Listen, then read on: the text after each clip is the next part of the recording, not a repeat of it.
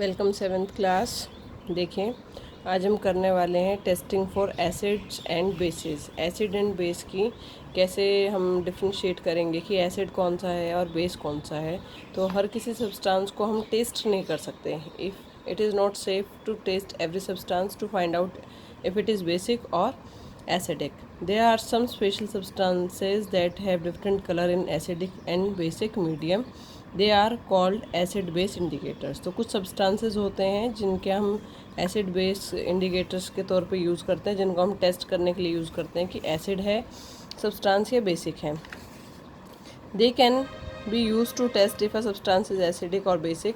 Litmus is a natural indicator obtained from lichen. Litmus paper एक होता है, उसको कहाँ से लिया जाता है? लीचन, ठीक है, वहाँ से एक नेचुरल इंडिकेटर है। Most commonly used acid base indicator, it is a purple colour in distilled water. ठीक है, कैसा होता है ये? डिस्टिल्ड वाटर न्यूट्रल होता है, ना तो ये एसिडिक होता है ना बेसिक, तो उसमें इसका पर्पल कलर होता है। और इसका कलर कैसा हो जाता है? Red in acidic solution. तो ये रेड कलर का हो जाता है एसिडिक सॉल्यूशन में, and blue in basic solution. In laboratory two types of litmus papers are available, blue and red. These are used to test acids and bases respectively. And acid turn blue litmus red. ठीक है, acid क्या करेगा? Blue litmus को red में change कर देगा, blue to red, and base turns red to blue. ठीक है, तो ये आपको ध्यान रखना है कि एसिड कैसे करता है, ब्लू टू रेड कर देता है लिटमस पेपर को, और बेस को कैसे कर देता है? Red to blue. ठीक है, बेस अगर उसके ऊपर हम ड्रॉप करेंगे तो पेपर आपका ब्लू में चेंज हो जाएगा कलर, और एसिड है तो वो रेड कलर में चेंज हो जाएगा लिटमस पेपर। तो यहाँ पर कुछ एक्टिविटी आपकी कराई गई है इसी तरीके से कि यहाँ पर पेपर लिया है लिटमस पेपर, उसके ऊपर जैसे कि बेस डाला है, तो बेस से क्या हो जाएगा? ये ब्लू कलर का, और अगर इसके ऊपर हम एसिड डालेंगे तो ये कैसा हो जाएगा? रेड कलर का। तो ये एक्सपेरिमेंट किया गया है। कुछ और भी इंडिकेटर्स होते हैं जो जैसे कि टर्मरिक पाउडर होता है, उससे बनाया जा सकता है। चाइना रोज़, एक रोज़ होता है, उसके पेटल से बनाया जाता है। तो ये एक्टिविटी बताई गई है कि इसको बनाकर भी हम चेक कर सकते हैं कि जो आपको सॉल्यूशन दिया गया है वो एसिडिक है कि बेसिक है। ठीक है, एक और होते हैं यहाँ पर मिथाइल ऑरेंज एंड फिनोल्फेथिलीन, ये दो इंडिकेटर हैं ये भी। ठीक है, इसके अंदर क्या होता है? मिथाइल ऑरेंज, सभी इंडिकेटर्स अलग अलग चेंज करते हैं कलर को। ठीक है, जैसे मिथाइल ऑरेंज है turn red in acidic solution, ये रेड हो जाता है एसिडिक सॉल्यूशन में, and yellow in basic solution. ठीक है, phenolphthalein colourless in acidic and pink in basic solution. तो ये देख रहे हैं, आपकी जो इंडिकेटर्स होते हैं उनके कलर अलग अलग तरह से चेंज होते हैं, ये थोड़ा ध्यान रखना होगा आपको। उसके बाद आता है टाइप्स ऑफ एसिड्स। कितने टाइप्स के एसिड होते हैं? मिनरल एंड ऑर्गेनिक एसिड्स, ये हमने पढ़ा था अभी पहले। जो मिनरल एसिड होते हैं जो ह्यूमन बॉडी के अंदर होते हैं या फिर प्लांट से मिलते हैं, तो वो होते हैं मिनरल। और ऑर्गेनिक होते हैं जो हमें सॉरी बाय मिस्टेक मैंने उल्टा बोल दिया। मिनरल जो आपको मिनरल से मिलते हैं, ठीक है, ये थोड़े से कंसनट्रेटेड होते हैं, मतलब इनकी एक तरह से पावर ज़्यादा होती है। ऑर्गेनिक एसिड कैसे होते हैं? जो ह्यूमन बॉडी या फिर एनिमल्स या प्लांट से मिलते हैं, वो ऑर्गेनिक एसिड्स होते हैं। जैसे कि मिल्क के अंदर होता है, इमली के अंदर होता है, ठीक है, कर्ड के अंदर या फ्रूट्स के अंदर या ह्यूमन बॉडी के अंदर कुछ और ऑर्गन्स में मिलता है एसिड, तो वो कैसा है? ऑर्गेनिक। मिनरल से जो मिलता है वो मिनरल एसिड है।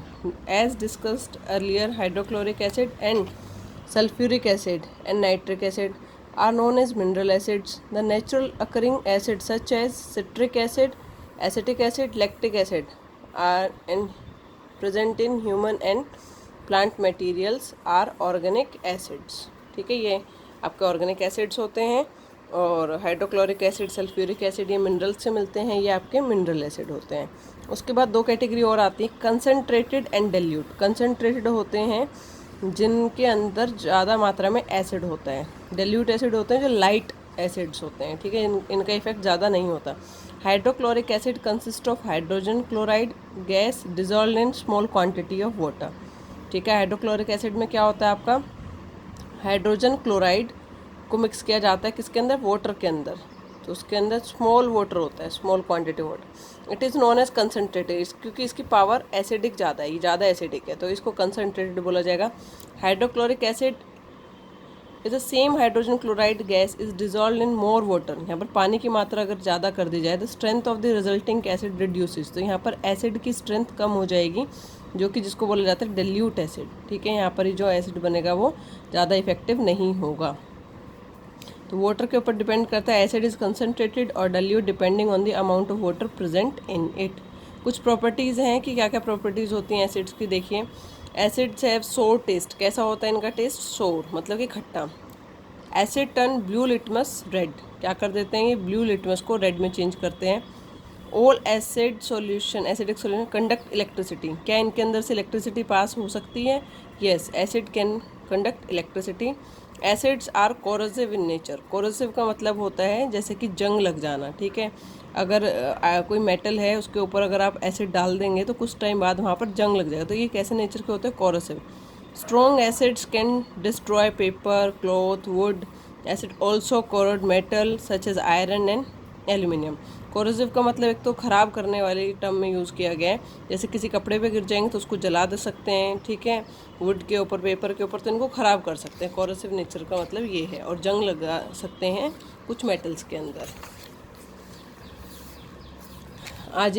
There for acids are not stored in metal container, तो एसिड्स को कभी भी मेटल कंटेनर्स के अंदर नहीं रखा जाता।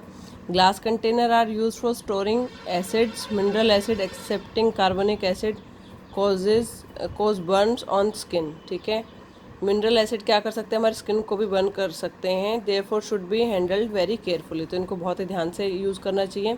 Acids are soluble in water, तो इनकी ये आपकी फिफ्थ प्रॉपर्टी है कि वाटर सॉल्युबल होते हैं ये। When an acid is dissolved in water, a dilute solution of acid is formed and heat is given out. जैसे ही वाटर के अंदर थोड़ा सा एसिड डाला जाएगा तो उसमें से क्या निकलेगी, हीट निकलेगी, और डाइल्यूट बन जाएगा। वो भी बात की थी हमने, डाइल्यूट कब होता है, जब उसके अंदर हम वाटर के साथ मिक्स करते हैं। For this reason it is dangerous to add water to acid, कभी भी वाटर को ऐड नहीं करना, वाटर के अंदर एसिड को ऐड करना है। To dilute an acid always acid to water slowly with constant stirring. ठीक है, तो क्या करना है आपको, जब भी डाइल्यूट करना है एसिड को, always add acid to water, क्या करना है, एसिड को ऐड करना है वाटर से, साथ में उसको मिक्स करते रहना है। स्टीरिंग मतलब मिक्स करते रहना है। ठीक है, उसके बाद आता है इसके अंदर रिएक्शन विद मेटल्स। मेटल्स के साथ रिएक्शन कैसे होती है, कार्बोनेट्स के साथ रिएक्शन कैसे होती है, ये मैं आपको बता देती हूँ, और बेसिस के साथ रिएक्शन कैसे होती है। ठीक है, देखिए जैसे कि यहाँ पर मैग्नीशियम एक मेटल है और ये हाइड्रोक्लोरिक एसिड है। जब मेटल के साथ रिएक्ट करेगा कोई भी एसिड, तो क्या देगा आपको, मैग्नीशियम क्लोराइड साथ में water, sorry hydrogen gas release होगी। ठीक है, सो यहाँ पर लिखा हुआ है similarly sodium, potassium, calcium, iron, lead, aluminium replace hydrogen from acid to form salts, तो आपको क्या मिलेगा, सोल्ट मिलेगा। ये एक सोल्ट की फॉर्म है, ऐसा नहीं कह सकते कि, ऐसे नहीं कह सकते हम कि NaCl ही एक सोल्ट है, बाकी भी काफ़ी सारे मटेरियल हैं जो सोल्ट हैं। Salt plus hydrogen gas release होगी, मतलब कि जब भी आपका एसिड मेटल के साथ रिएक्ट करेगा तो वो सोल्ट प्लस हाइड्रोजन रिलीज़ करेगा। रिएक्शन विद कार्बोनेट्स, कार्बोनेट के साथ, जैसे कि कैल्शियम कार्बोनेट के साथ जब आपका एसिड रिएक्ट करेगा तो कैल्शियम क्लोराइड देगा। ठीक है, साथ में water and CO2 gas release होगी। ठीक है, देख सकते हैं आप क्या रिलीज़ हो रहा है इसमें, वाटर एंड कार्बन डाइऑक्साइड, इस तरीके से। साथ में क्या दे रही है, कैल्शियम क्लोराइड, यहाँ सोडियम सल्फेट, ये रिलीज़ हो रहे हैं इस तरीके से, water and carbon dioxide. Reaction with base, ये तो हमने पहले ही पढ़ा था कि जब एसिड और बेस रिएक्ट होते हैं तो न्यूट्रलाइज कर देते हैं एक दूसरे को। देखिए एक आपका क्या है, ये बेस है और ये एसिड है, दोनों रिएक्ट करेंगे तो सोल्ट प्लस वाटर हमें देंगे। ठीक है, तो ये आपको ध्यान रखना है कि किस तरीके से रिएक्ट करते हैं ये। Acid plus base give salt plus water and heat, कुछ अमाउंट में हीट भी देते हैं।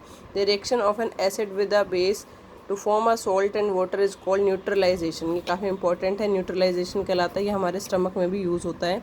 Salt and water are used in the process with evolution of heat.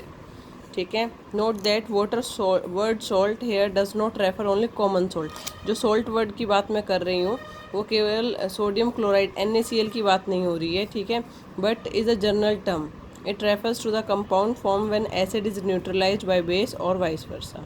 ठीक है, जरूरी नहीं है NaCl ही बनेगा, बाकी भी बहुत सारे सोल्ट्स होते हैं वो भी बन सकते हैं। इसके बाद देखेंगे हम यूजेस ऑफ एसिड्स, ये हम नेक्स्ट क्लास में देखते हैं। Thank you.